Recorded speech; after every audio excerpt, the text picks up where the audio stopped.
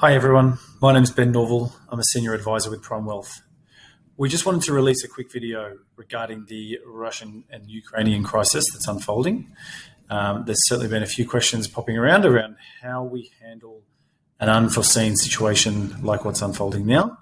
And I guess I just want to address a few key points.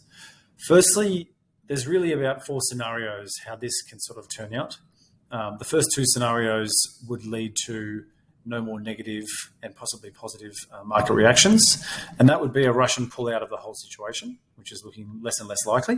Or the second part would be that Russia looks to occupy the 2 areas or zones which they've declared as independent from the Ukraine. If things were to stop there, the markets will most likely not react too much further in terms of negativity, and we would probably see a gradual recovery from this scenario.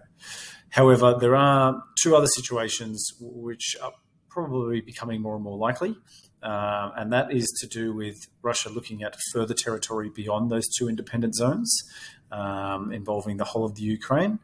And other considerations include the sanctions from Europe and the rest of the world on Russia, how serious they become, and how Russia responds to those sanctions, whether they turn off gas pipes to Germany and other parts of Europe. And particularly another measure is NATO involvement, so military involvement by NATO.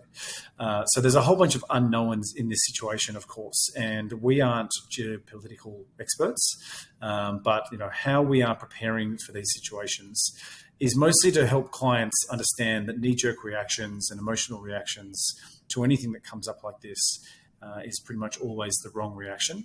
And so we really want to make sure clients focus and emphasize on the amount of risk that we've agreed to take prior to this occurrence and understanding what that means.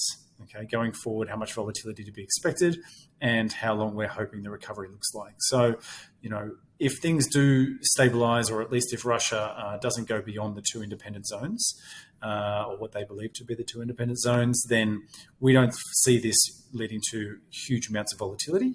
However, there are some likely outcomes that look at the areas beyond these zones. And if these do occur, there may be more volatility. We understand that.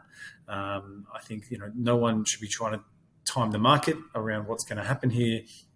It's certainly a volatile time and a volatile action by the leader of Russia.